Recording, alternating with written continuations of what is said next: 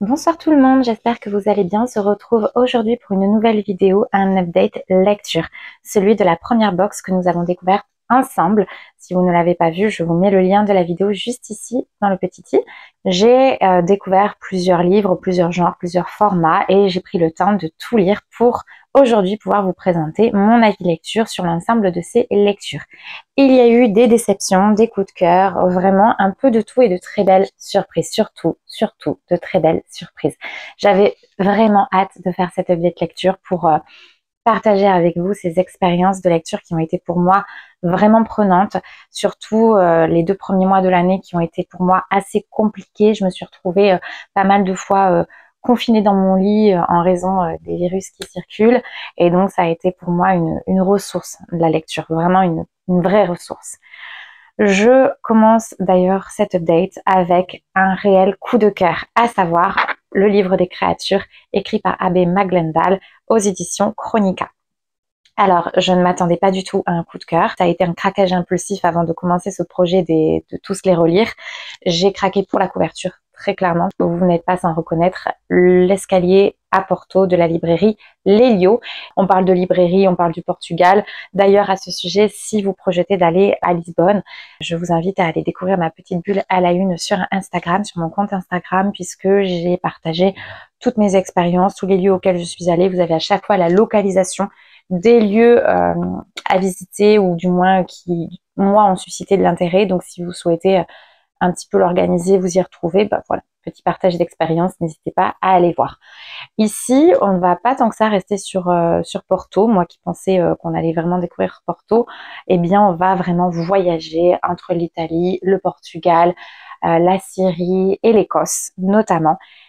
Et ça a été un véritable coup de cœur, cette lecture. C'était loin d'être une lecture pourtant parfaite. Il y a pas mal d'éléments qui ont un petit peu fait tiquer par moments. Par exemple, ça, ce n'est pas dû à l'auteur ni au réalisateur de film, parce que moi, j'ai vraiment un problème avec ça. C'est-à-dire que le mot créature, j'adore ce mot-là. Je le trouve très beau et très inspirant. Mais moi, je suis très suspense. Le suspense, le mystère, j'adore ça. Et là, on y retrouve totalement cette vibe, donc j'ai adoré. J'ai clairement adoré. Mais moi, j'ai un problème, c'est que même dans les films, ça me fait ça, c'est que du coup, j'adore les Stephen King parce que c'est très suspense. Mais dès qu'on découvre la créature, dès qu'elle apparaît à l'écran ou dès qu'elle apparaît dans la scène, et qu'on est dans la description, dans la concrétisation finalement du monstre ou de la créature, bah ça fait un peu un flop avec moi en général. Ça matche pas parce que c'est pas la terreur que j'estime être. Et là, bah ça n'a pas manqué et pour autant, ça n'a pas empêché mon coup de cœur. Donc comme quoi, il y a eu aussi le fait que quand je lisais la 4e de couverture, je m'attendais à certaines actions et finalement, j'ai pas du tout retrouvé dans le récit ce à quoi je m'attendais. On y dit très clairement, donc c'est pas un spoil, hein, ce sont les 2 petites phrases d'entrée. Pour retrouver sa grand-mère disparue, Anna se trouve confrontée au diable. Ben, je suis désolée, hein, Anna, elle part pas vraiment à la recherche de sa grand-mère. Enfin, pour moi, c'est pas pour ça qu'elle va finir dans ce monde-là un peu parallèle et fantastique. Ni le diable, on parle de Dieu, mais pas forcément de diable. J'ai pas compris. Ces 2 phrases dans le résumé, j'avoue que je les ai pas comprises. C'est pas grave, c'est pas grave. Moi, je me suis laissée porter par cette lecture. Ça reste un coup de cœur parce que vraiment, l'univers, le mystère tout autour, comme je vous ai dit, on est vraiment dans cet univers très mystérieux, mais jusqu'au livre même, en fait. Mais ce mystère, il est carrément dans le bouquin en lui-même. Et je parle pas des couleurs du graphisme, je parle ici carrément de l'autrice et de la maison d'édition. Parce que j'ai l'autrice, on parle de Anna Brioni Maglendale. Il faut savoir que notre héroïne s'appelle Oni. Donc Anna Brioni. Donc finalement, on en conclut que notre autrice, c'est aussi l'héroïne de l'histoire. Moi, j'ai voulu trouver cette autrice sur Livre Addict, sur Internet, donc j'ai fait mes petites recherches. Impossible de la retrouver. Un vrai mystère, comme si elle n'existait pas. J'ai voulu ajouter cette lecture à Livre Addict, à mon compte Livre Addict, comme je le fais pour toutes mes lectures. Ça me permet d'avoir un petit peu le recueil de toutes mes lectures. Impossible de l'ajouter parce que Livre Addict ne connaît pas la maison d'édition. Donc il y a .be, donc je suppose que c'est une maison d'édition belge. Mais si vous savez comment ajouter une maison d'édition sur Livre Addict, alors s'il vous plaît, n'hésitez pas à le faire pour moi et à m'aider à ajouter ce roman et à m'en faire part dans les commentaires parce que vraiment, j'aimerais beaucoup ajouter cette lecture à toutes mes lectures et à ma bibliothèque virtuelle. Donc voilà, n'hésitez pas à m'aider, d'autant plus que ça a été quand même une petite pavasse. Donc j'aimerais bien que ça compte dans mes stats livres addicts. Donc si vous y parvenez, n'hésitez pas à m'aider. J'ai trouvé la maison d'édition sur Instagram, hein, bien sûr. Je l'ai trouvée et j'ai été là aussi un petit peu surprise parce que c'est une maison d'édition qui met plutôt en valeur des écrits sportifs plutôt. Donc rien à voir avec le fantastique, avec cet univers-là. Donc là aussi, très mystérieux tout ça. Voilà, donc le mystère jusqu'au livre même, quoi. En fait, en fin de compte, c'est quand même extraordinaire. Ce livre m'a inspiré, m'a fait rêver, m'a fait voyager. Il m'a inspiré puisque vous n'êtes pas sans avoir vu, je pense, ma toute dernière vidéo. Je vous mets là aussi dans le petit i. C'est une méditation que j'ai créée avec le cœur, vraiment inspirée de cette lecture. À la fin de ma lecture, j'ai fermé les yeux et je me suis laissée vraiment guider à ce qui, moi, m'avait inspiré dans ce monde, de cette plongée dans ce monde immersif et de vouloir le partager avec vous, partager cette expérience avec vous et vous guider au travers d'une expérience qui peut permettre d'aller de l'avant, puisque ici on parle notamment de deuil, d'affronter ses peurs et les peurs que l'on peut avoir en soi-même notamment. Donc c'est très imagé, c'est de la bibliothérapie créative comme on pourrait le dire, mais qui m'a vraiment beaucoup inspirée et qui m'a aussi également inspiré une autre vidéo qui est actuellement en cours et que vous découvrirez bientôt sur la chaîne, je pense la semaine prochaine. Donc je vous invite à aller la découvrir et là ce sera davantage l'idée d'aborder une thématique psychologique. Ce livre est également plein de ressources, s'inspire de d'autres ressources littéraires. À chaque début de chapitre, l'autrice fait référence au livre La Divine Comédie, L'Enfer de Dante, qui nous plonge davantage dans cet univers complètement sombre et effrayant. Hein. Parfois on parle des enfers, hein. Donc en effet là peut-être est la notion de diable. Donc ça m'a même donné envie de découvrir finalement les enfers de Dante. Bon, pas très joyeux comme lecture, mais ça me semble être assez un classique, un grand classique, un livre traditionnel, donc pourquoi pas. Il y a aussi tout cet univers qui fait un petit peu clin d'œil à Harry Potter, qui moi m'a bercé toute mon enfance et mon adolescence, à savoir que déjà les escaliers qui se mouvent, la salle qui m'a fait penser un peu à la salle sur demande, la salle à la demande, et puis à la fin on finit aussi sur une partie d'échecs, un petit peu comme dans le tome 1 d'Harry Potter. Donc là, bien sûr, ça s'explique puisqu'on part en Écosse, là où est le refuge des légendes, notamment liées au jeu d'échecs. J'ai appris beaucoup de choses. Il y avait aussi toute cette dimension un petit peu historique, géo-historique. On voyage et on apprend beaucoup sur ces pays-là, sur leurs légendes, sur leur histoire. J'ai beaucoup appris en fait. Et moi qui l'avais acheté ce livre à la base pour partir dans l'idée à un week-end à Porto, et je me suis dit, ce livre va totalement me donner envie de partir à Porto. Et figurez-vous qu'il m'a donné envie de partir à Édimbourg, en Écosse. Et à défaut de pouvoir y aller tout de suite, il m'a donné envie de rejouer aux échecs, puisque c'est un jeu que j'ai appris étant petite avec mon papa. Waouh, j'ai eu comme des flashs de mon enfance, avec de très bons souvenirs, du moins une émotion très agréable, et j'ai eu très envie de rejouer aux échecs, et donc j'ai découvert un petit lieu, mais vraiment une pépite sur Bordeaux. J'ai ramené ceci et je l'ai glissé dans le bouquin en souvenir. Je suis partie avec mon coloc jouer au jeu d'échecs, un après-midi dans un petit lieu qui s'y prête et qui est vraiment spécialisé dans les jeux d'échecs. Vous y allez, vous prenez votre table, pour 2 € seulement, vous avez l'après-midi, vous pouvez jouer aux échecs. Enfin vraiment, c'est magnifique un lieu pareil. J'y retournerai avec grand plaisir. Je vous mets d'ailleurs la façade ici en photo parce que la façade, mais parlons-en de cette façade là aussi qui vraiment m'a rappelé ce livre parce que là aussi on y retrouve un petit peu les légendes avec le dragon là, ça fait très mystérieux là aussi et très fantastique. Donc j'ai adoré, vraiment cette lecture m'a fait voyager, m'a inspiré et m'a fait vivre, a nourri un petit peu mon quotidien là aussi. Donc ça a été plus qu'un coup de cœur, je sais même pas comment le définir. C'est toujours très difficile de parler de ces livres coup de cœur. Là, j'espère vous avoir donné ne serait-ce que l'envie de le découvrir, d'aller fouiller un petit peu plus parce que vraiment, c'est une pépite et qui va intégrer bien entendu ma bibliothèque qui est derrière moi. Ça va être le premier livre que je vais déposer dans cette bibliothèque. En fait, ça me permet de rebondir sur la lecture suivante, à savoir La Fée des Neiges. J'ai lu La Fée des Neiges, écrit par Tomo Serizawa aux éditions et collections Anna. Alors ici, il s'agit d'un petit manga qui m'a été offert à mon anniversaire par ma famille de cœur, que je remercie. Très douce lecture que j'ai lue dans mon lit et que je vous invite vraiment, que je recommande d'ailleurs pour les jours où vous n'avez pas le moral, où il fait froid dehors, où vous avez besoin d'une petite lecture un petit peu douce, cocooning.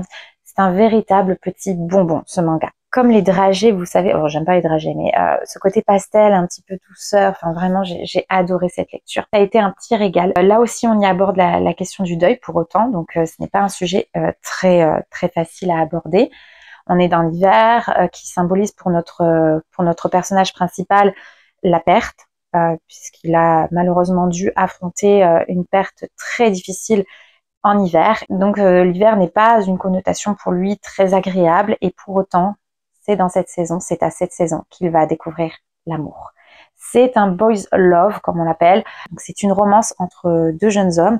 Il faut savoir ici qu'il s'agit d'un one-shot. Alors, à la fois, c'est un point positif et à la fois, j'émettrai un bémol. C'est-à-dire que ce que j'ai beaucoup apprécié dans ce cadeau, c'est que c'est un one-shot, justement. Et moi, j'aime bien parfois ne pas me lancer dans une saga. Et c'est vrai que les mangas, souvent, on se dit « Oh mon Dieu, ça va être combien de tomes ?» Là, il s'agit seulement d'un seul tome. Mais forcément, le bémol que je pourrais émettre ici, c'est que forcément, vous voyez l'épaisseur, on aborde des sujets qui sont importants, mais en fait, on n'a pas le temps forcément d'aller en profondeur. On les aborde, mais on y reste très en surface. On reste trop en surface à mon goût. Et donc, pour moi, on n'est pas allé assez loin dans le fait de creuser certains sujets qui, moi, m'intéressaient vraiment. Donc, la question du deuil, certes, mais aussi de l'amour, d'oser se lancer dans une relation qui nous heurte, qui nous sort de nos zones de confort. Il y a aussi la passion, le fait d'être passionné par la photographie. Là, on a un jeune homme qui est passionné par la photographie argentique. Moi, ça m'a vraiment intéressé ce sujet-là. J'aurais aimé aller davantage creuser cette thématique-là, surtout que il a fait appel à un moment donné à forcément ma curiosité, puisqu'il a mentionné la maladie du clic, la maladie du clic qui est le fait de ne pas pouvoir s'empêcher de vivre et de cliquer à chaque instant pour prendre une photo de ce que l'on vit, de l'immortaliser quelque part. Et ça, moi, j'ai trouvé ça hyper intéressant de faire mention de cette pseudo-maladie, puisque je vous rassure tout de suite, c'est pas une maladie qui est diagnostiquée en tant que telle, mais pour moi, c'est un véritable phénomène sociétal aujourd'hui.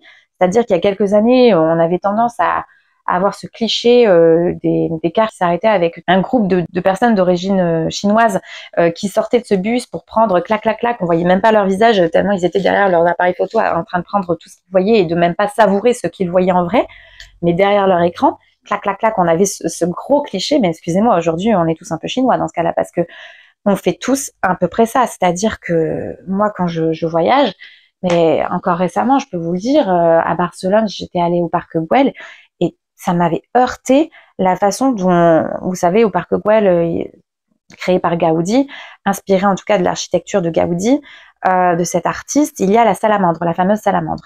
Et moi, heureusement que je l'ai vue quand j'étais petite, à un primaire, avec l'eau qui s'écoulait d'elle, parce qu'à l'époque, il n'y avait pas aussi toutes les problématiques écologiques en Espagne. Aujourd'hui, il n'y a plus d'eau qui s'écoule, mais la salamandre est toujours là. Et en fait, c'est le spot, entre guillemets, à voir dans le parc Güell, notamment. Et quand j'y suis allée, mais c'est à peine si j'ai pu voir la salamandre, juste seule, tellement elle était entourée de personnes, en fait, de touristes qui venaient prendre leurs selfies et leurs petites photos devant la salamandre pour dire, bah voilà, je suis venue là, je suis allée au parc Güell, etc. Mais en fait, c'était presque affligeant, pathologique, parce que ces personnes-là, je les voyais. Alors moi, je dis pas, je prends des photos aussi, puisque la preuve, je vous parle de Bulle à la Une où je partage mes voyages avec vous.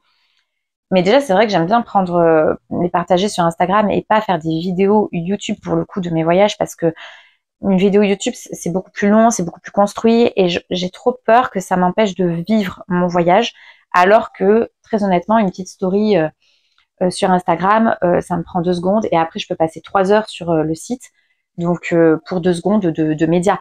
Mais là, ce qui m'a heurté, c'est pas ça. C'est déjà la masse de monde rassemblé au même endroit, au même spot. Donc, il y avait 2-3 spots dans ce parc et en fait, ces 2-3 spots, mais moi, je les ai évités, clairement évités. C'était affligeant. Et en plus de cela, les personnes ne prenaient même pas le temps de regarder la salamandre, de se questionner sur sa présence ici, etc.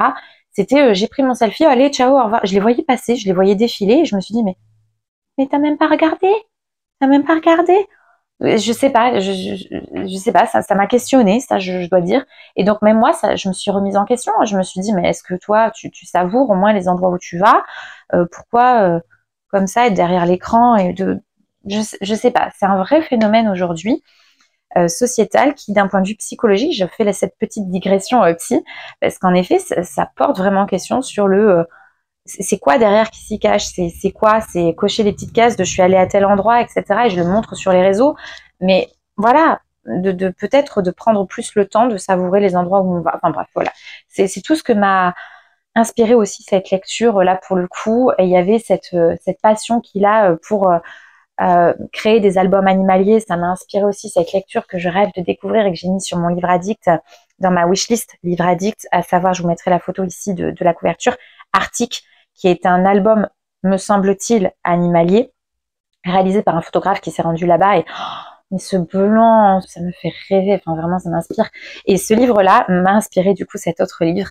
Donc c'est assez amusant, ça m'a donné aussi envie de créer mes albums photos, mais en réel, en manuel, vous savez, pour si un jour, je sais pas, si ça plante, si je perds les photos. Là, j'ai perdu toutes mes photos de l'Égypte là récemment parce que mon portable a planté. Franchement, je regrette, oui, de pas me les être imprimées pour les avoir aussi en papier. Donc, ça fait un peu vieux, old school, mais pourquoi pas, quoi. Donc, c'est vrai que ce livre-là m'a vraiment redonné envie de créer du vrai avec ces souvenirs-là, du beau. C'est marrant qu'on parle de photos parce que il a été associé, je l'ai eu en cadeau par ma famille de cœur, comme je vous disais, et en fait, ils m'ont offert ceci. Donc ça, voilà, c'est moi et ma famille de cœur, et je trouve ça magnifique d'avoir un talent pareil pour créer des petites choses comme ça. Et c'est marrant, on parlait de réseaux sociaux à l'instant. Bien justement, ça reproduit comme un post Instagram avec les likes, l'abonnement, le commentaire, etc. Et avec la petite photo de nous, et à l'intérieur, c'est une petite boîte en fait où je vous montrerai pas tout, mais il y a plusieurs photos de nous, et je trouve ça mais sublime comme cadeau. Donc là aussi, je ne vous cache pas que ce petit présent va intégrer ma bibliothèque et va être la toute première d'ailleurs, enfin pas toute première parce que j'ai déjà des petites choses ici qui me tiennent très à cœur, mais là aussi, voilà, je vais le laisser près du livre puisque pour moi, je l'associe à ce cadeau. Donc voilà, je suis très contente. Ça n'a pas été un coup de cœur en raison de ce petit bémol dont je vous ai parlé, le fait que ça n'allait pas assez en profondeur pour moi. Mais ça reste une très agréable lecture et honnêtement une indication, je vous l'indique vraiment, en cas de... Vous savez, quand on a envie de regarder une petite romance sur M6 un après-midi ou un soir où on n'en peut plus, quoi. Le matin, c'est permis aussi. Hein. Donc voilà, j'adore, donc bien sûr que je le garde dans ma bibliothèque. Je profite du fait de vous parler de famille pour aborder ma prochaine lecture, revenir du moins sur la lecture suivante que j'ai faite, à savoir Cléopâtre, les grands noms de l'histoire, un manga.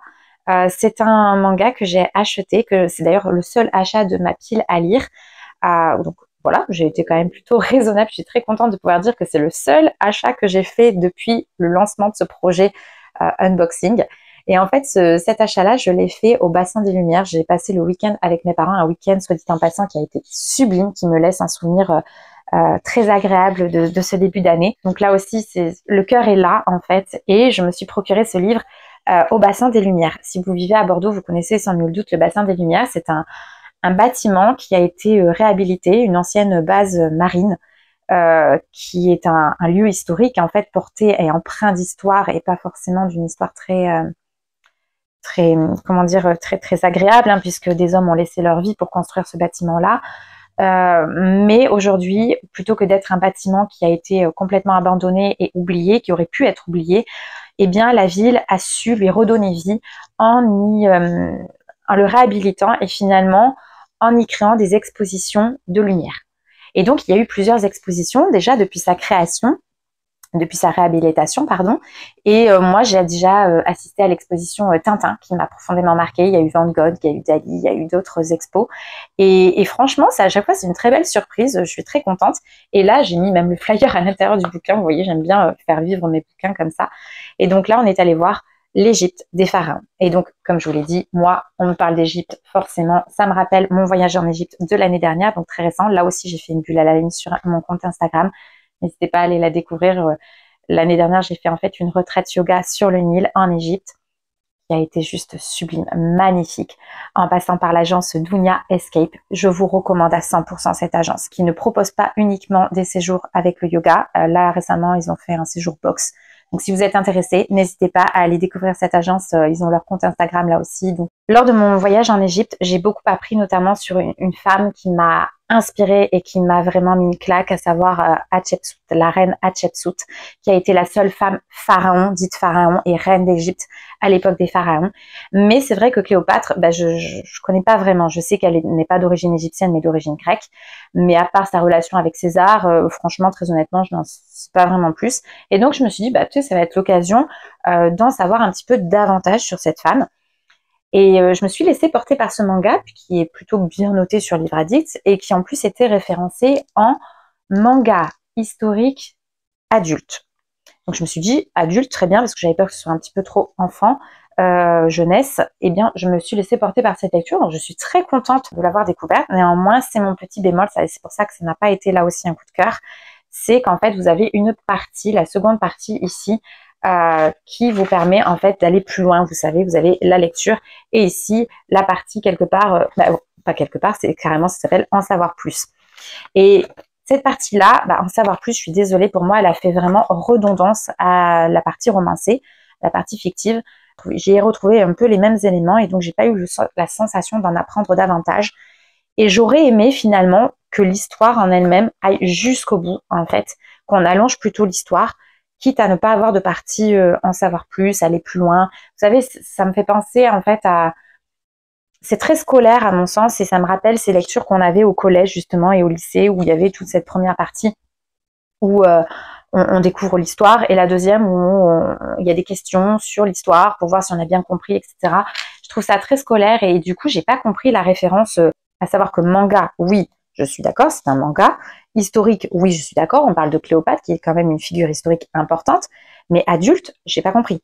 Pour moi, je l'indiquerai davantage pour la jeunesse, à savoir, j'aurais pu lire ce livre en étant au collège ou au lycée, et j'aurais vraiment adoré ma lecture, parce que ça permet d'aborder l'histoire de manière beaucoup plus facile, beaucoup plus aisée. Mais pour adulte, je trouve ça un peu léger quand même. Donc c'est pas un coup de cœur, mais quand je le regarde, ça me rappelle vraiment un très bon week-end, de très bons souvenirs, et ça me rappelle l'Égypte, donc forcément que je le garde dans ma bibliothèque, du moins pour l'instant, et il va aller rejoindre ma petite collection de mangas, voilà. Et d'ailleurs, je vais faire de suite, je sais plus où poser mes livres, je vais rebondir tout de suite sur un livre qui, dans la même vague, a été une déception pour moi, à savoir que j'ai 2 livres qui m'ont été apportés par ma maman lors de ce week-end en famille. Elle a trouvé ces 2 bouquins en boîte à livres et comme quoi on peut tomber vraiment sur tout en boîte à livres parce que je vais vous en parler, vous allez comprendre. Le tout premier livre, il s'agit d'une déception. Il s'agit d'une déception pour exactement la même raison, quelque part, enfin, mais ça va même plus loin. Déjà pour la première raison que nous venons de citer, c'est-à-dire que ce livre-là, il m'a fait penser à en savoir plus. Là, ici, il s'agit de Celui qui n'aimait pas lire, écrit par Michael Olivier aux éditions de La Martinière dans la collection Confessions. Cette collection, elle a pour but, pour intention, de permettre à des auteurs de la littérature jeunesse de parler de leur propre adolescence, de leur propre enfance, de revenir un petit peu sur leur parcours. Et je trouve que l'idée, elle est assez intéressante en soi, puisque ça permet de découvrir la plume de l'auteur et pourquoi pas, du coup, d'aller vers ses œuvres. Moi, Michael Olivier, je ne le connais absolument pas, donc je me suis dit, tant mieux. Si jamais j'aime sa plume, j'irai avec plaisir découvrir ses écrits. Ça a été un flop. Je suis complètement passée à côté pour le coup de sa plume. J'ai pas adhéré, je dois dire qu'il n'y a pas eu de... En fait, il n'y a pas eu de connexion entre l'auteur et moi, c'est-à-dire qu'il y a eu quelques fois où je me suis dit « Ah, on aborde un sujet qui là m'intéresse ». D'entrée, il parle de train, moi j'adore le train, il parle d'aller à Lyon au festival du roman policier, donc ça m'a fait penser au Quai du Polar. Moi, c'est quelque chose qui m'intéresse, j'aimerais éventuellement y participer un jour, donc je me suis dit cool, il va peut-être l'aborder un peu plus, etc. Puis après, il revient en effet sur son adolescence, sur son rapport au livre, et en fait, à chaque fois, c'est en surface, c'est pas en profondeur. Là aussi, ça m'a manqué, c'est-à-dire qu'il y a eu plusieurs fois où je me suis dit on tient quelque chose. Là, par exemple, il parle du fait qu'au collège, justement, et au lycée, on a ces fameuses lectures obligatoires. Ces fameuses lectures qui, certes, sont des lectures qui pourraient être très pertinentes et très intéressantes. Et moi-même, j'ai aimé certaines de ces lectures. Mais il y en a d'autres pour lesquelles je n'ai même pas fait l'effort de les lire et je suis passée complètement à côté, alors qu'aujourd'hui, je pourrais les adorer. Mais tout simplement parce qu'elles étaient obligatoires et aussi parce que, comme il le dit, dans la manière qu'ont les professeurs de nous présenter ces lectures, on passe à côté de tout l'art qu'elles apportent, de tout cet au-delà. Et c'est pareil, justement, il parle de l'attrait de l'humain pour l'au-delà, pour l'art. Et je trouve ça tellement intéressant comme sujet à aborder. Et en fait, à chaque fois qu'il a abordé ces petits sujets-là, il passait à autre chose. Mais comme ça. Et là, je me suis dit, mais enfin non, quoi. Enfin, j'aurais voulu creuser un peu là. Et du coup, je me suis dit, mais c'est quoi l'intérêt en fait de ce livre? Enfin, c'est vraiment, je me questionne. Pour moi, ça n'avait aucun intérêt. Je vais pas mentir, hein, pour moi, ça n'avait aucun intérêt. Ça ne m'a malheureusement pas donné envie de découvrir sa plume. Même à un moment donné, j'étais un peu heurtée par ses propos parce qu'il parle de virus. Allez, ça y est, j'étais tombée dans le virus de la lecture. Virus. Je sais que le site il s'appelle Livre Addict, donc addiction au livre. Je veux bien qu'on parle d'une addiction, mais virus, moi c'est pas ce que je ressens quand, enfin voilà, moi je suis passionnée de lecture, je suis addict au livre, c'est vrai, je peux pas ressortir d'une librairie ou du moins rarement sans acheter un livre ou sans ressortir avec un livre. Mais de là à parler de virus, pour moi un virus a une connotation quand même très négative, très pathogène et destructrice finalement, c'est destructeur un virus. Là, pour moi, la lecture, c'est plutôt constructif comme addiction, c'est plutôt une ouverture au monde, alors certes, c'est une pratique qui peut être solitaire, mais qui permet aussi d'être partagée. La preuve en est, c'est que il n'y aurait pas ces chaînes Booktube, ni ce partage en commentaire si c'était pas dans le but de pouvoir partager aussi cette passion. Enfin, pour moi, c'est pas du tout la connotation pathogène, en fait, c'est beaucoup plus constructif que ne l'est un virus qui vous détruit. Donc, c'est vrai que j'ai pas forcément adhéré à ce terme-là, ça m'a un peu bloqué, j'avoue. C'est dommage. C'est dommage, il n'y a pas eu cette connexion, donc clairement, je ne garderai pas cette lecture, ce livre dans ma bibliothèque, je vais m'en défaire illico presto. La prochaine lecture, c'est une lecture apportée par ma petite maman qui l'a découvert en boîte à livres et qui m'a dit « ce livre est pour toi ». Et elle avait totalement raison. Seulement au départ, quand je l'ai vu, franchement, au niveau de la couverture, c'était pas gagné. J'adore, hein, j'adore ce paysage, mais honnêtement, le design, la maison d'édition, non, je suis désolée de le dire, mais ça fait old school, hein, ça fait vraiment ces vieux livres qu'on trouve chez nos grands-parents, j'ai envie de dire, sans vouloir vexer mon grand-père, mais c'est vraiment pour moi une édition qui fait un peu old school, qui franchement, moi, je me serais pas arrêtée dessus, hein, vraiment pas. En plus, encore moins parce que j'ai pas lu l'Odyssée, le titre étant Une Odyssée, écrit par Jacob Lee, aux éditions Atland. Alors, je ne connais absolument pas cette maison d'édition, mais clairement, avec cette couverture-là, c'était pas gagné pour me le faire lire. Et encore moins avec la présentation qu'en avait faite ma mère. C'est-à-dire que ma maman me dit, voilà, ce livre est pour toi. C'est un jeune homme qui a un cancer. Super, quoi. Donc, moi, elle voit ma mine déconfite, puis elle me dit, mais il s'en sort, hein, il s'en sort. Et c'est justement comment il s'en sort et après, quoi, qu'est-ce qui se passe, qu'est-ce qu'il en fait, quoi. J'étais dans un contexte quand même très particulier. Je sortais de 2 mois de double virose, à savoir, on parle virus, de Covid et grippe. Donc j'étais vraiment rase-moquette. J'étais en pleine évaluation institutionnelle au travail, donc dans un contexte vraiment où on est submergé par la masse de travail et on est vraiment focus, et on ne fait que ça. Pas le temps de faire cette vidéo, pas le temps voilà, donc je me suis dit, je vais pas lire ça, ça va finir de m'achever, quoi. Donc j'avoue que j'étais pas vraiment, j'ai cru que j'allais pas le lire à la base, hein. Mais mon Dieu, mais je serais passée à côté de cette merveille, à côté de cette pépite, vraiment. Mais heureusement que je l'ai lu. Il y a eu un soir, avant de réamorcer ma semaine, je me suis dit, bon, voilà, t'as terminé ta lecture précédente, qu'est-ce que tu vas lire? Bon, allez, vas-y, lance-toi. Au pire, si t'aimes pas, bah, tu le garderas pas, et puis voilà. Oh, mon Dieu. Mais ça a été une claque, ça a été un boost, et puis un booster de fou. Ça a été, c'est ça que je dirais même, c'est que ça a été un vrai booster pour moi. Je l'ai commencé le dimanche soir et je l'ai savouré chapitre par chapitre, phrase par phrase. On peut le voir, hein, j'ai corné, moi qui n'aime pas trop faire ça, mais là, oh, j'ai corné, je sais pas si vous allez voir, mais vous voyez, là et là, tellement j'avais plus possibilité de corner en haut, je cornais en bas, quoi. Je l'ai corné, il y a presque toutes les pages qui sont cornées. Ça a été, mais oh là là, un booster pour moi, une inspiration. Et ça m'a boosté pour justement cette charge que j'avais au travail et que je ressentais. Ça m'a aidé à l'assumer, ça m'a aidé à me motiver tous les matins, à me lever pour aller bosser là-dessus. Et franchement, ça a été une pépite, un vrai coup de cœur. Donc ça a été le second coup de cœur de cette pile à lire. Et franchement, mais je vais le garder et je prévois même une relecture avec cette fois-ci le fait de surligner, vous savez, ouais, de m'en inspirer encore autrement. Et j'ai failli passer à côté, quoi. Oh, mais je vous invite vivement à découvrir ce livre. C'est un jeune homme qui attrape, j'aime pas cette expression, mais qui apprend qu'il a un cancer. Et donc, il se voit déjà mourir, hein, en fait, alors qu'il a à peine 27 ans, à peu près. Et là, bon, voilà, c'est l'hécatombe, et pour lui et pour sa famille, c'est l'angoisse, c'est la culpabilité, c'est plein de choses. C'est toute la traversée de l'annonce jusqu'à finalement la gestion de ce cancer, de la chimio, etc. Ce livre est divisé en deux parties, en deux grandes parties. Il y a la première sur le temps de l'annonce et son hospitalisation et toutes les étapes qui vont lui permettre de surmonter cette épreuve et ensuite de renouer avec son corps, grâce notamment au sport. Il en parle beaucoup. Et la seconde partie, qui là va s'ouvrir à l'extérieur, où il va renaître et où il va réaliser ses rêves et notamment une année sabbatique. Et là, j'ai compris. Là, j'ai compris ce qu'avait voulu dire ma petite maman quand elle m'a dit « ce livre est pour toi ». Ce livre est clairement fait pour toi, mais il était du premier mot au dernier.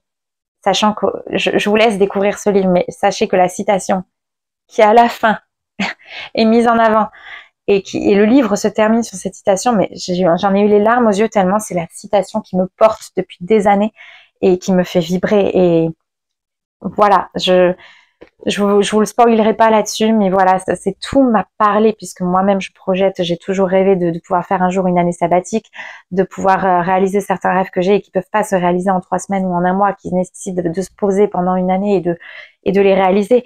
Donc oui, ça m'a parlé. Moi-même, j'ai vécu une expérience très difficile et très douloureuse où j'étais à 2 doigts de passer de l'autre côté quand j'avais la vingtaine et au final où j'ai eu peur de ne pas passer la nuit d'après. Donc ce n'était pas un cancer, mais ça a été mon expérience et qui m'a beaucoup appris sur le sens de la vie et sur l'importance de vivre chaque instant et de ne pas attendre pour réaliser ses rêves. Et ce livre le rappelle ô combien, et la place du sport avant, pendant, après la maladie. Là aussi, on a tendance peut-être à l'oublier, mais là, je trouve qu'il a les arguments pour et il a cet esprit à la fois scientifique, ingénieur, un peu scientifique, mais très accessible et surtout très humain. Là, on n'a pas une thèse. C'est pas du tout une thèse. Moi, j'avais un petit peu peur de ça parce que j'avais lu l'année dernière un livre écrit par un ingénieur et j'avais l'impression de lire une modélisation et de lire un rapport de thèse, en fait. Et moi, j'attendais l'expérience humaine, en fait. Et là, je l'ai. Là, on l'a, mais pleinement. Et là, c'est moi en tant que personne, en tant qu'humain et aussi en tant que psychologue, mais je valide à 100% cette lecture, à 100% ce livre, qui bien entendu va intégrer ma bibliothèque. Ça va sans dire. Donc merci maman, merci de m'avoir fait découvrir ce livre parce que waouh, je serais vraiment passée à côté d'une pépite sans cela. Je vais le relire.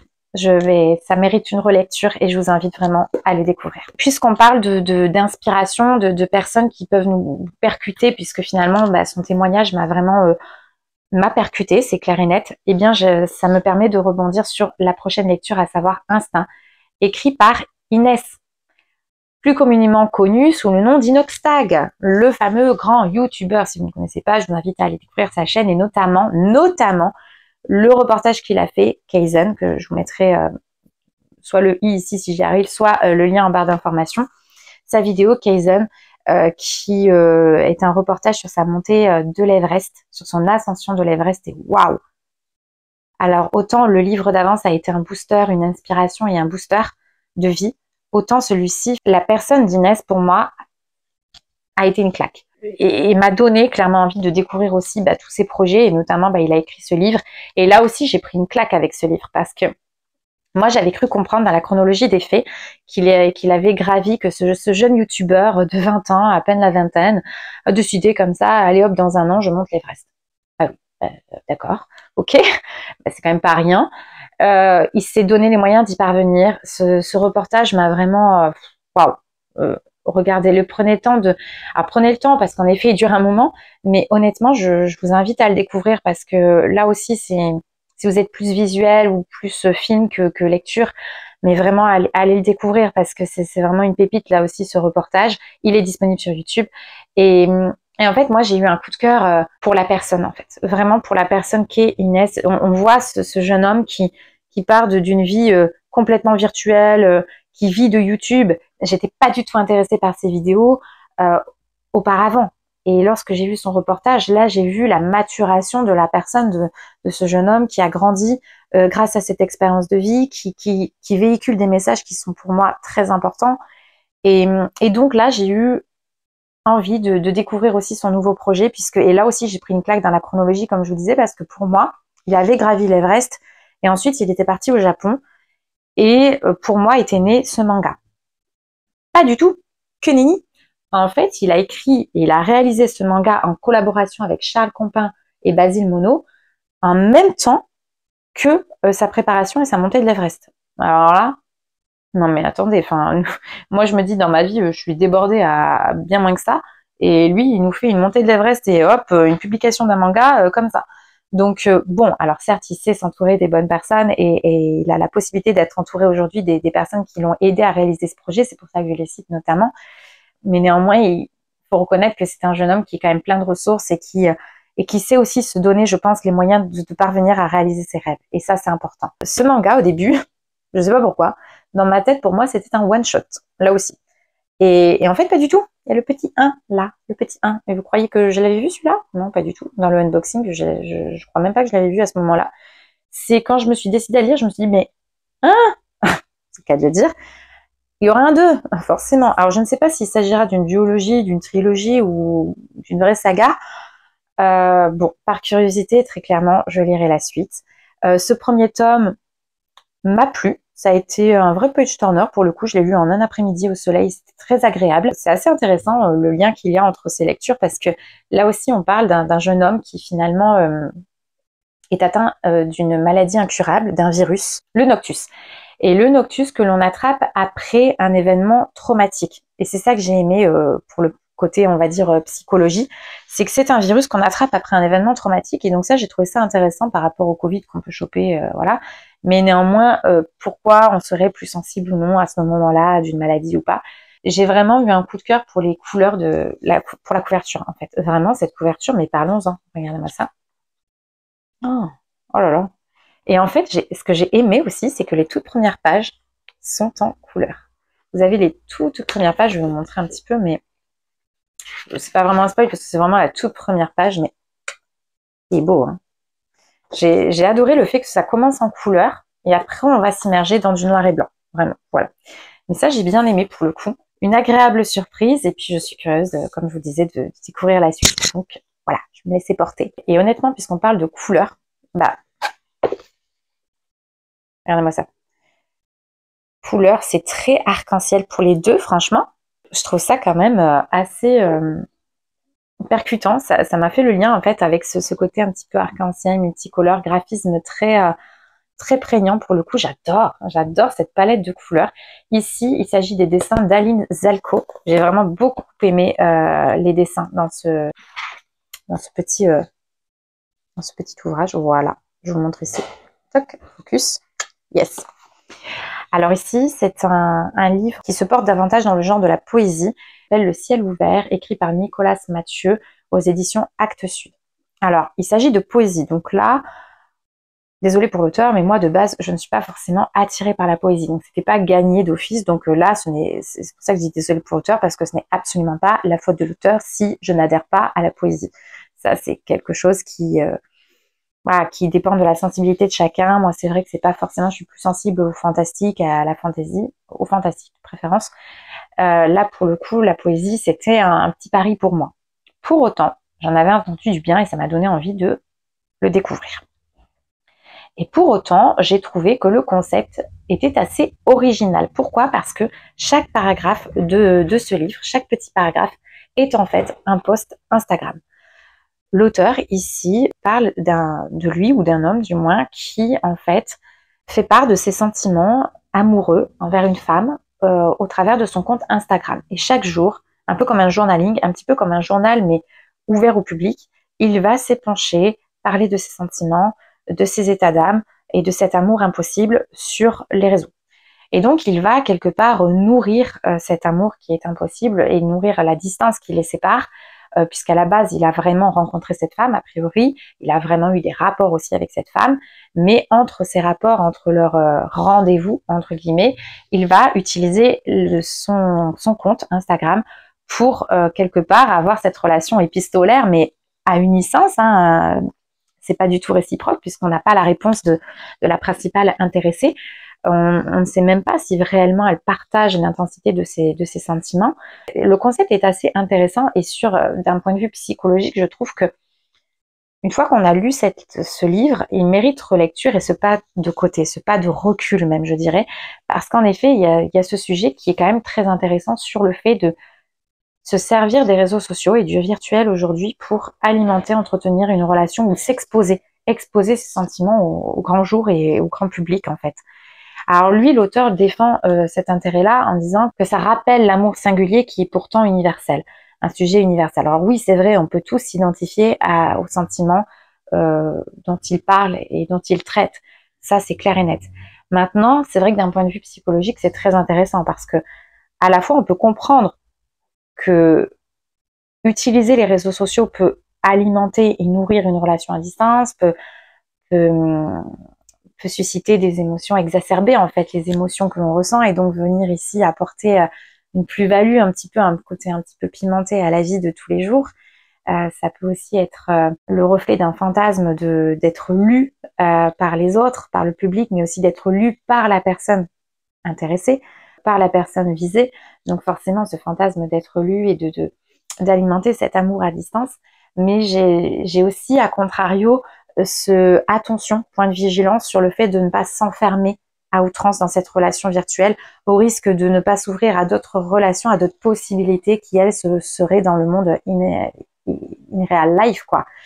Et donc, quelque part, de nourrir des aspirations qui sont vaines, en fait, puisque, comme je vous le disais, peut-être que pour elle, ce n'était qu'une relation corporelle, animale, mais pas forcément sentimentale au-delà.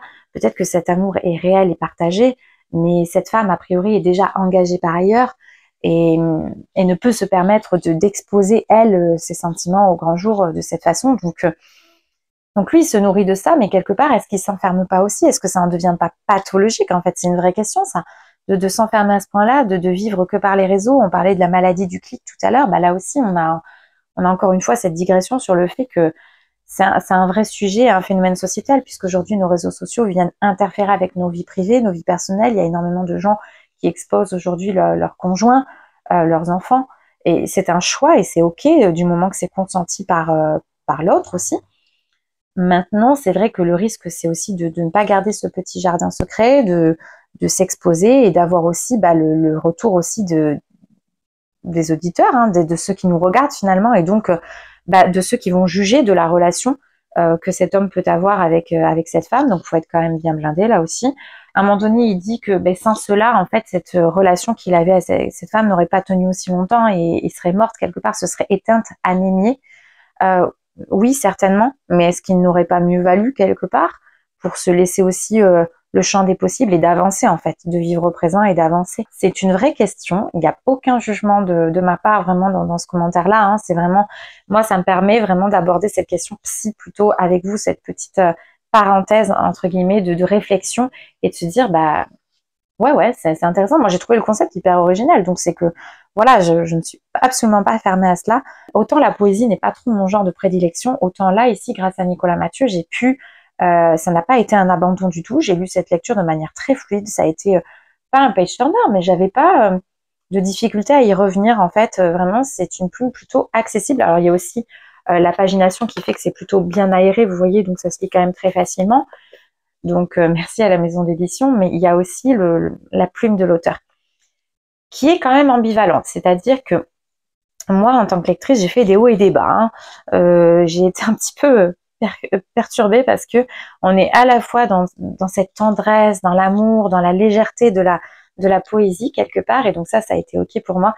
Et d'un seul coup, on va, boum, retomber dans de la vulgarité, dans des propos très cru. Là aussi, je sais pas si je vais pas être gommée par YouTube, mais il va parler de CUL. Je ne sais pas si on a le droit de dire ces mots-là sur YouTube, mais il va parler des attributs féminins à toutes les pages, mais de manière absolument pas poétique et très légère, mais complètement à l'état brut des choses et des rapports humains, animal même, vraiment terre à terre, très terrain. Et là, pour le coup, du coup, on a des hauts et des bas comme ça, de cette façon-là. Alors moi, je suis absolument pas sensible à la vulgarité, donc c'est vrai que pour le coup, là, il me perdait à chaque fois, mais il me ramenait à chaque fois. Donc c'est vrai que c'était ce côté un petit peu ambivalent dans ma lecture qui a fait que ça n'a pas été un coup de cœur. Pour le coup, c'est dommage, hein. Mais je trouve néanmoins que cette thématique est quand même très intéressante et reste très intéressante. Donc il n'intégrera pas ma bibliothèque, mais néanmoins, je vous invite à découvrir cette lecture qui peut en inspirer plus d'un, je pense. Et puisqu'on parle d'art, ça m'invite à rebondir sur la lecture d'après, à enchaîner plutôt, à rebondir, toujours je fais des rebonds, mais à enchaîner avec la lecture suivante, à savoir Danse, écrit par Aurélie Dupont aux éditions Michel Lafon Jeunesse. Alors ici, c'est un hardback, un petit album, entre guillemets, un petit manuel pratique, je dirais jeunesse, qui est là aussi très aéré, avec des photos, des images portées sur la danse, bien évidemment, comme l'indique son titre. Aurélie Dupont, c'est une danseuse étoile et la directrice de la danse à l'Opéra de Paris Garnier pendant plusieurs années. Moi, j'ai été beaucoup très portée durant mon enfance par Marie-Claude Pietragala et ensuite venait Aurélie Dupont. Ce livre, forcément, je l'ai pris parce qu'il me rappelle toute mon enfance. Ça a été une Madeleine de Proust de le relire aussi parce que, ne serait-ce que par sa couverture, on le voit très rose, mais en fait, c'est clairement l'univers dans lequel j'ai baigné quand j'étais petite. La danse classique, petite, c'était rose. D'ailleurs, j'étais assez frustrée. Je me souviens de la frustration que j'avais eue en étant petite dans les premières années de danse, où il fallait des collants roses, des chaussons roses, et le juste au corps rose, et tout y est rose. Et moi, je voulais du noir. Je voulais un short noir comme les grandes, là, je voulais un body noir et tout. J'ai jamais pu l'avoir. Jusqu'à arriver au collège, j'ai changé d'école. Et en fait, du coup, le fait de relire ce livre, je me suis rappelé cette frustration de quand j'étais petite de pas avoir mon body noir. Et du coup, qu'est-ce que je suis allée faire? Je suis allée à Bordeaux. Alors, à Bordeaux, on a la boutique Repetto. Mais je ne vous cache pas que je n'avais pas les moyens possibles et que j'ai pas eu le coup de cœur non plus pour un body en particulier. En revanche, je suis allée dans une autre boutique qui se situe aussi sur Bordeaux. Je vous mettrai le nom de la boutique juste ici et puis une petite photo. Je me souviens que j'avais pris une petite... Alors si c'est une vidéo que j'arrive pas à l'afficher, je la mettrai dans ma bulle à la une Bordeaux sur mon Instagram. Parce que vraiment, cette petite boutique, je l'ai découverte et je vous invite à y aller si vous êtes passionné de danse ou de danse de couple aussi également, parce qu'ils vendent des chaussures, je crois, à talons aussi. Mais ils ont un univers et une collection de body, mais s'il vous plaît, quoi. Alors là, j'ai trouvé mon bonheur. J'ai fait des essayages comme on essaye sa robe de mariée, vous savez, et là, j'en ai essayé plus d'une dizaine et j'ai eu un vrai coup de cœur pour l'un d'entre eux. Donc, j'ai pas encore pris de photos avec, mais cela ne saurait tarder. Et ça a été un vrai coup de cœur pour ce body noir, bien évidemment. Et ça y est, j'ai craqué. Il a fallu que j'attende mes 33 ans pour enfin m'autoriser à acheter un body noir.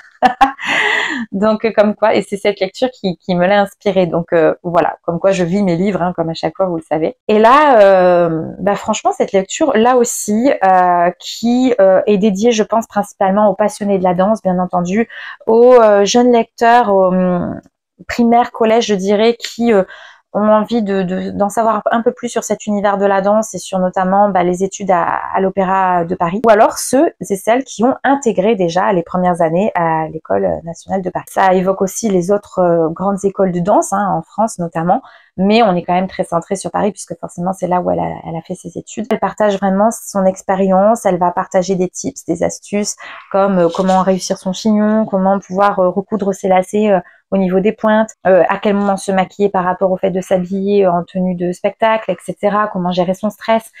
Vraiment, c'est très très intéressant, j'ai trouvé, pour tous ceux qui sont passionnés de danse. Et au-delà de la danse, le point qui m'a vraiment intéressée pour le coup, et là où je suis, c'est le moment parenthèse, c'est le fait qu'elle s'intéresse au temps de la blessure. Et là, pour le coup, qu'on soit passionné de danse ou passionné de tout autre sport, je pense que ça s'adresse à n'importe quel pratiquant, à n'importe quel sportif.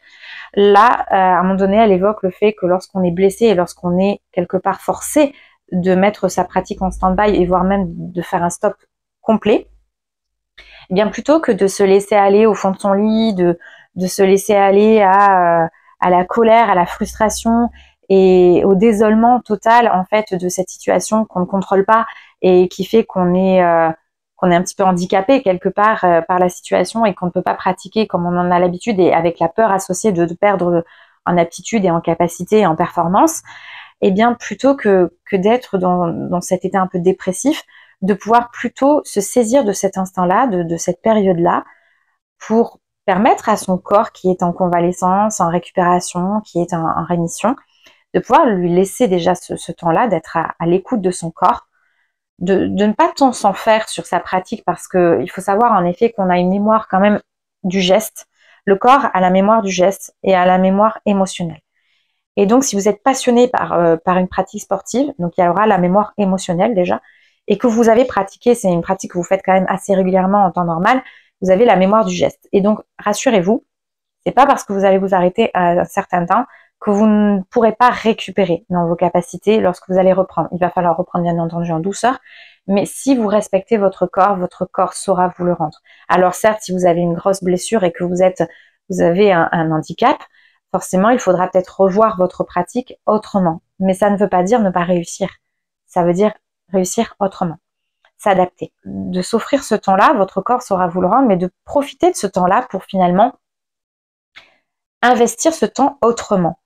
C'est-à-dire le temps où vous ne pouvez pas pratiquer votre sport, où vous êtes immobilisé quelque part, eh bien de prendre ce temps-là peut-être pour vous former, peut-être pour vous intéresser à d'autres arts, à d'autres sports, à d'autres centres d'intérêt que vous avez tendance à laisser de côté le reste du temps.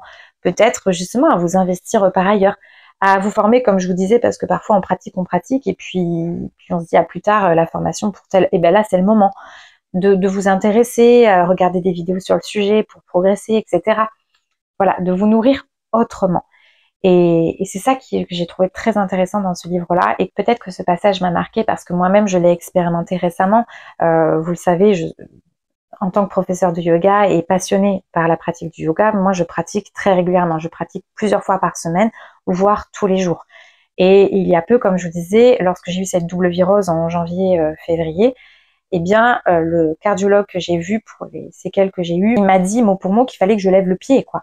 Donc là, je me suis dit, bah ouais, et puis le yoga étant quand même un engagement corporel, étant quand même coûteux en énergie à certains égards, parce que je pratique pas que du yoga doux, mais aussi du yoga dynamique, bah forcément, j'ai dû me mettre un petit peu en réserve. Et totalement, parce que pendant plus d'un mois, je n'ai absolument pas pratiqué. Et ça a été au départ une grosse frustration pour moi, parce que le yoga, c'est à la fois une passion, mais c'est aussi à la fois mon sas de décompression après mon travail en tant que psychologue. Et voilà, ça me permet de renouer avec mon corps, c'est mon petit sas à moi. Donc en fait, c'est bénéfique en temps normal pour mon corps. Et là, de devoir même mettre cette pratique-là totalement en berne, parce que je ne pouvais même pas faire de la respiration dans le sens où même la respiration engageait en fait mes muscles et donc me faisait tousser et donc me faisait mal. Donc en fait, j'ai même dû mettre la respiration à l'arrêt total. Donc en fait, je n'ai rien pu faire pendant plus d'un mois. Et ça a été très difficile pour moi. Ça a été très compliqué. Et c'est là que cette lecture m'a parlé, parce que je me suis dit, mais fais autre chose. Investis ce temps autrement. Bah, la preuve, voilà, je l'ai investi autrement. Et je ne le regrette absolument pas, parce qu'aujourd'hui, depuis maintenant quelques semaines, j'ai repris ma pratique du yoga. Mais j'ai pas le sentiment d'avoir perdu tant que ça. J'ai même le sentiment d'avoir gagné en espace à certains égards. Donc, prenez ce temps. Prenez ce temps, restez à l'écoute de votre corps, c'est tout ce que je vous conseille de faire, parce que c'est très important. Et puisqu'on parle de passion, et que ce soit la passion pour la danse, la passion pour le yoga ou tout autre, eh bien j'ai lu Trouver son Ikigai, vivre de ce qui nous passionne, de Christy Van Bremmerch aux éditions First. Alors ici, ce qui m'a interpellée, c'est le concept de l'ikigai. En fait, j'en avais déjà entendu parler, mais sans savoir de quoi il s'agissait. J'avais envie d'en savoir plus, tout simplement. L'ikigai, c'est un concept japonais qui littéralement signifie iki, c'est vivre la vie, et gai, c'est la valeur. Oui, la valeur, le sens. Donc, vivre ce qui vaut la peine d'être vécu. Voilà. Ce qui vaut la peine d'être vécu, c'est un petit peu notre raison d'exister. C'est donc ce concept, il relève de ce qui vous amène à vous lever le matin et à vous investir dans ce qui fait sens dans votre vie. Donc le concept de l'ikigai, il m'intéresse vraiment. Et donc je me suis dit, bah, c'est super cette lecture, ça va me permettre d'en savoir beaucoup plus et de trouver mon ikigai, de voir où est-ce que j'en suis. Et bien je dois vous dire que cette lecture a été le seul abandon mais un abandon de cette pile à lire, en fait, et un sacré abandon. Clairement, je suis totalement passée à côté de cette lecture. J'ai quand même lu la moitié avant de l'abandonner parce que je suis pas quelqu'un qui aime abandonner de base de ses lectures. Mais là, pour le coup, vraiment, je pouvais pas continuer. Je ne pouvais pas continuer ma lecture. J'avais l'impression de galérer, quoi, en fait, et j'y revenais pas avec hâte. J'y revenais comme on revient à une punition. Donc c'est quand même assez dur de dire ça, mais quand vous ressentez ça pour une lecture, mais pourquoi se forcer, j'ai envie de dire. Donc là, j'ai clairement arrêté. J'ai arrêté ma lecture. Alors pourquoi? Qu'est-ce que finalement je lui reproche à cette lecture? Le concept m'intéresse vraiment et pour autant j'ai toujours envie de le découvrir et de creuser un petit peu l'affaire. Mais là, au tout début, donc notre autrice présente le concept également et nous l'explique. Je vais vous afficher ici un schéma qui le résume plutôt bien. Que l'ikigai, c'est ce point d'équilibre finalement entre ce que vous aimez faire, entre ce que vous avez des facilités à faire, ce que vous faites facilement, ce pourquoi vous avez un don, un talent, parce que c'est deux choses différentes. Hein. C'est pas parce que vous avez des facilités à faire une chose que vous aimez faire cette chose-là, mais en fait, l'ikigai, c'est le point d'équilibre entre ça, entre ce qui est utile pour la société, ce qui est utile pour l'environnement, et ce qui est peut être rémunéré finalement. Si vous pouvez en vivre, gagner votre vie avec, bah, c'est encore mieux. Donc finalement, c'est un peu ce point d'équilibre, comme le poids de forme, entre ces quatre aspects. Du fait d'avoir ces quatre points-là, l'autrice précise bien que, attention, le job, votre travail, n'est qu'un seul de ces points-là. C'est-à-dire que le fait de pouvoir gagner de l'argent grâce à cela, c'est un point sur les quatre. Ça veut dire que votre job, votre travail, c'est pas forcément votre ikigai. On n'a pas tous un métier dans lequel on s'épanouit, qu'on aime faire, qui fait sens pour nous et qui est utile pour la société, avec lequel on gagne bien notre vie. On n'a pas tous notre métier comme un ikigai, en fait. Donc, elle fait très attention à préciser ce point-là au départ. Et donc ça, j'ai bien apprécié le fait de dire, mais attention, pensez pas que votre ikigai, il faut forcément que ce soit votre job. Et en fait, elle dit ça au départ. Et ensuite, elle va, comme elle n'a pas trouvé elle le dit, hein, qu'elle n'a pas trouvé son ikigai, elle va aller vers des personnes qui, pour elle, selon elle, ont trouvé leur ikigai. Et elle va les interviewer. Et en fait, moi, ce qui m'a, là où j'ai pas adhéré du tout, c'est que, bah, pour moi, la lecture de ces témoignages, déjà, ce qui m'a percuté, c'est qu'on ne parle que de leur job, que de leur réalisation professionnelle, que de leur réussite et de leur visibilité professionnelle. Et en fait, on parle beaucoup de travail, de boulot, etc. Et là, je me suis dit, mais enfin, elle fait le contraire de ce qu'elle a dit juste avant. Enfin, on a dit que c'était pas forcément le boulot et là, finalement, on se résume au boulot, quoi, principalement. Donc, j'ai pas adhéré, j'ai vraiment pas adhéré. Il y a eu la plume aussi à laquelle j'ai pas adhéré. Il y a eu le fait qu'elle a interviewé des personnes qui, pour moi, à mon sens, quand je les lisais, n'ont pas trouvé leur ikigai. J'ai pas le sentiment que ces personnes-là l'aient vraiment trouvé. Et d'ailleurs, là où je me suis arrêtée, c'est quand il y en a une des interviews où carrément, bah, l'interviewé dit, mais je suis pas certain d'avoir trouvé mon ikigai, en fait. Donc, si même la personne, enfin, moi, en cas de doute, il n'y a pas de doute, hein. Donc, si vous n'êtes pas certain d'avoir trouvé votre ikigai, c'est qu'a priori, vous l'avez pas trouvé. Et moi, ça m'a frustrée, en fait. Ça m'a frustrée de continuer à lire ce livre en ayant le sentiment de passer complètement à côté. Moi-même qui ai ce sentiment intérieur inexplicable d'être à ça de mon ikigai. Franchement, il y a quelques années de ça, je vous aurais dit, mais j'en suis loin, j'en suis très très loin et je suis dans le flou total. Autant aujourd'hui, je peux vous dire qu'il manque ça, mais que j'ai le sentiment de ne pas y être très loin. Et c'est un sentiment que je peux pas vous expliquer, ça change mes lectures, ça change mon rapport à la vie, ça change beaucoup de choses parce que ou c'est peut-être ces changements qui font que j'ai ce sentiment-là, cette impression plus profonde de moi. Mais du coup, ce livre ne m'a pas apporté ce que j'espérais. Et donc, je lirai davantage sur ce sujet-là parce que ce sujet reste très intéressant pour autant. Mais vous l'avez compris, je vais faire circuler ce livre.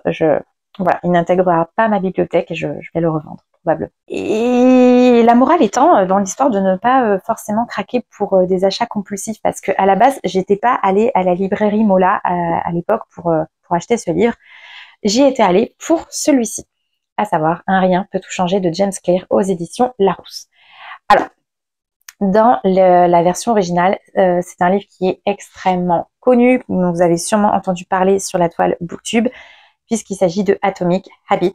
Je vous mets la couverture ici en version originale, qui a été, mais vraiment il y a eu toute une hype autour de ce livre. Donc moi je me suis dit, oh là là, il faut absolument que je le lise, il a l'air génial quoi. Et très honnêtement, je vais pas mentir, ça a été un page turner. Ça a été très facile pour moi, la plume est très accessible, même la traduction. Enfin, vraiment, j'ai absolument pas regretté mon achat.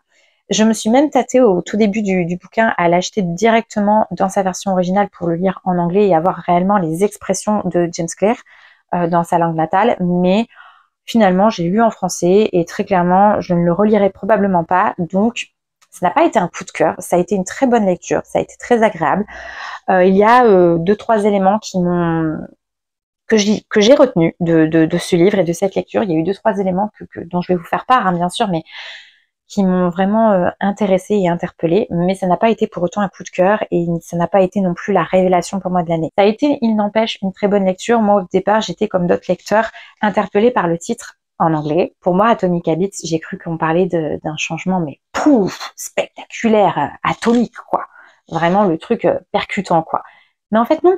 On parle et bien sûr, après coup, j'ai dit, mais bien évidemment, of course. On parle de l'atome, donc du plus petit des atomes, qui atome par atome fait une molécule, qui molécule par molécule fait une cellule, qui cellule par cellule fait un organisme. Et donc finalement, c'est la traduction du titre, c'est que de tout petit rien dans votre quotidien, donc de tout petits atomes, de tout petits changements qui donnent l'impression d'être des petits riens dans votre quotidien, eh bien si l'on s'y tient, permettent de grands changements dans votre vie. Et donc, Atomic Habits, les petites habitudes qui font des grands changements. Et au final, j'ai adoré ce livre en ce sens-là. C'est-à-dire qu'il rappelle finalement, il redonne de la qualité, de la valeur à la notion d'habitude, à la notion même de routine. Je sais que j'entends beaucoup de gens autour de moi et dans la vie qui disent, mais moi, j'ai très peur de la routine, je suis pas quelqu'un de routinier, j'aime pas la routine, etc. Mais moi, j'adore mes routines. Je vais pas vous mentir, je les adore. Pourquoi je les adore? Parce que déjà, c'est un peu ma zone de confort, c'est ma sécurité au quotidien. Le reste de ma vie au quotidien peut être fluctuant, peut être un peu imprégné d'aventure, mais ces petites routines que j'ai parfois le matin ou le soir, c'est ma petite sécurité, c'est ma petite bulle de cocon, c'est mon petit moment de bien-être. C'est peut-être parfois toujours la même chose, mais justement, comme c'est un petit peu automatisé, ça permet aussi de se simplifier la vie, donc d'avoir une charge mentale en moins finalement, et de se libérer de l'espace pour s'investir dans d'autres projets, à d'autres niveaux. Au quotidien, ça peut être un peu rébarbatif d'avoir toujours la même activité à telle heure, etc., comme une habitude. Ce qui est important dans ce livre, c'est qu'il revient sur le sens de ces habitudes mêmes. C'est-à-dire que si vous prenez l'habitude d'ajouter dans votre quotidien quelque chose qui vous inspire chez votre voisin, ou chez votre collègue parce que vous vous dites ah mais c'est super ce qu'il fait, moi je vais faire pareil, mais qu'en fait cette habitude ne fait pas sens pour vous, très honnêtement ça ne va pas durer, ça ne va pas fonctionner, ça ne va déjà pas tenir dans le temps parce que ça ne fait pas sens, ça ne vous correspond pas en fait. Donc une habitude, elle doit avoir un sens pour vous, elle doit faire sens. Forcément, moi je vais avoir des habitudes liées à mes passions, liées au yoga, liées à la lecture, mon petit rituel lecture, mon petit rituel yoga, voilà, parce que ça fait sens pour moi. Pourquoi ça fait sens? Parce que on s'identifie en termes et de résultats et d'identité. Si vous identifiez une habitude en termes d'objectifs et de résultats, c'est déjà une première étape qui va permettre de donner sens à votre habitude. Mais si vous lui donnez en plus de cela une valeur identitaire, ça va être encore plus profond. Par exemple, l'anglais. Moi, je travaille actuellement beaucoup mon anglais. En termes de résultats, je cherche à atteindre le niveau C1, C2 pour devenir bilingue. Donc, atteindre le niveau C1, C2, c'est un objectif de résultat qui peut être évaluable et être quantifiable, puisque si je télécharge l'application Duolingo, actuellement, on voit que je suis au niveau B2, donc il me manque encore à valider ce niveau-là, à atteindre le niveau C1, puis ensuite le niveau C2 pour être bilingue. Ça, c'est en termes de résultats. Je souhaite atteindre le niveau, voilà, Maintenant, il y a une réelle intention identitaire pour moi, c'est de devenir, d'être bilingue, être, la notion d'être, de l'incarner. Je voudrais parler français-anglais, je voudrais être bilingue, que ça fasse partie de mon identité. Pourquoi? Parce que, en effet, j'ai des projets de voyage, j'ai envie de pouvoir être à l'aise avec les personnes que je rencontre, les personnes avec qui je parle, j'ai envie de me sentir en sécurité davantage. Donc tout ça, c'est le sens beaucoup plus profond de juste atteindre le niveau C1, C2 en fait. C'est pourquoi, c'est votre why en fait, c'est le pourquoi. Parce que l'identité, au sens littéral du terme, c'est votre être répété. Ce que vous faites plusieurs fois finalement. On va dire de vous que vous êtes lecteur. Si on vous associe au livre. Si finalement, on dit de vous que vous lisez quand même, vous avez l'habitude de lire très souvent, que vous lisez quand même plusieurs fois par semaine. Donc voilà, c'est votre être répété. Vous faites ça plusieurs fois par semaine, c'est ce que vous êtes. Et forcément, on a des habitudes parfois qui nous font défaut, hein, qui nous portent du tort, parce que, bah oui, des fois, quand on rentre fatigué du travail, on a l'habitude de se poser devant une série, je sais pas, de télé-réalité, parce que c'est confortable, et de manger du Nutella. Bon, bah très bien.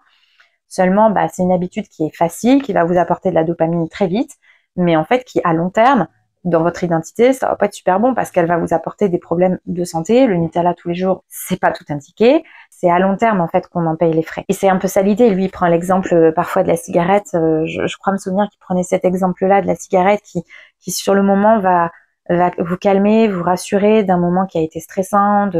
C'est associé à un moment de bien-être. Souvent aussi, il y a cette mémoire contextuelle qui fait qu'on l'associe à un moment agréable, parfois social, etc. Donc sur le moment, c'est agréable, mais à long terme, c'est une habitude qui peut vous coûter cher en termes de santé. Malheureusement, un comportement répété, bah, parfois quand il amène de la dopamine très vite, il est très facile à mettre en place. Et souvent, les habitudes qui nous font le plus de bien pour notre santé sont beaucoup plus difficiles à instaurer. Il parlait aussi de motivation. C'est-à-dire que dans la vie, on a parfois deux personnes qui ont le même objectif au départ.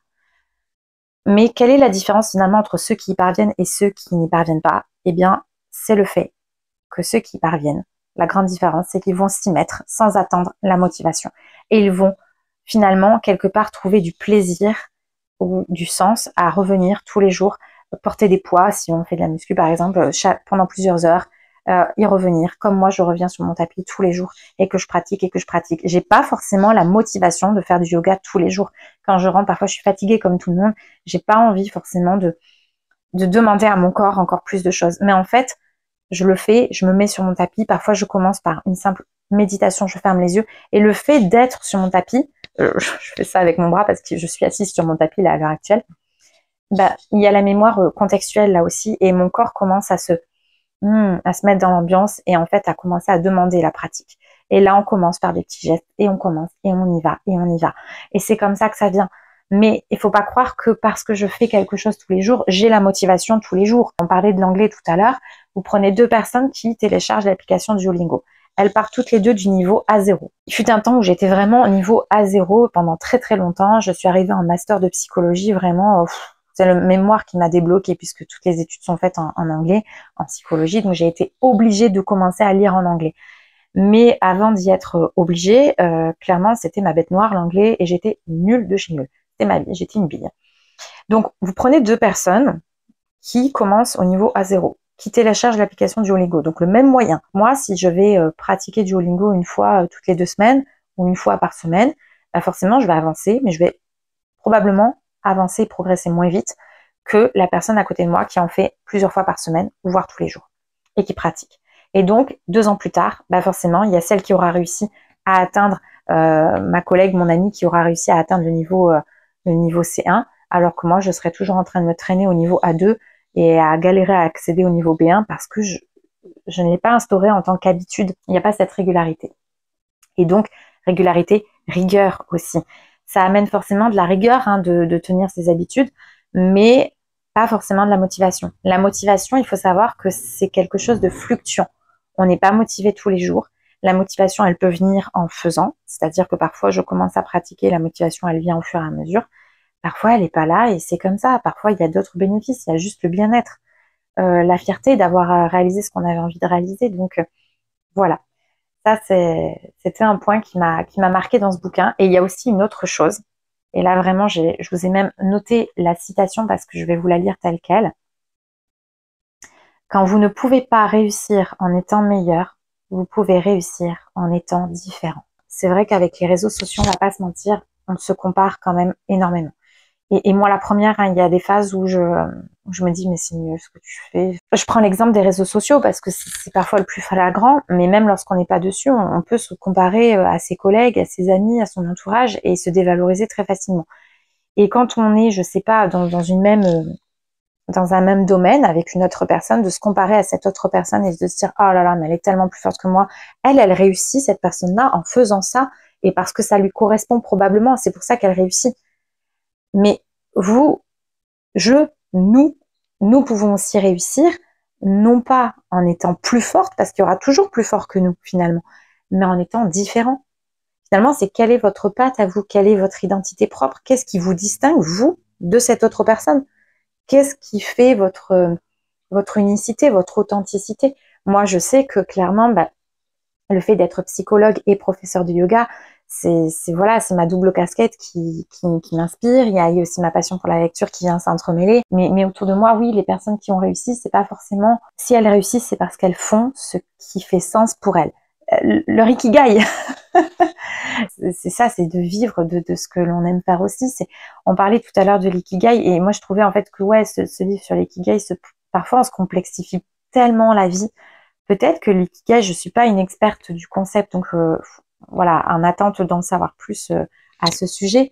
Mais je me suis questionnée, je me suis dit, mais est-ce que c'est pas simplement, comme c'est la raison d'exister et la joie de vivre, est-ce que ce serait pas aller vers ce qui nous procure de la joie, tout simplement, aller aller vers ce qui fait sens pour nous, quoi, c'est tout. Et le reste en découlera. Pour revenir au livre de James Clear, ça reste un livre très intéressant. Ça n'a pas été un coup de cœur, mais pour autant, je vous invite vivement à le découvrir parce que moi, j'y ai relevé certains éléments. Peut-être que vous en releverez d'autres. Voilà. Oh là là, mais on perd complètement en lumière. Le soleil est tombé depuis. Il est temps que je termine cette vidéo. Eh bien, c'est le cas, puisque ma dernière lecture, je ne peux pas vraiment vous en parler outre mesure parce que c'est encore ma lecture en cours et je vais la terminer juste après cette vidéo. Il s'agit Prisonnière de l'hiver russe aux éditions Hurlevent par Shannon Malka. C'est mon premier Hurlevent. Regardez-moi cette beauté.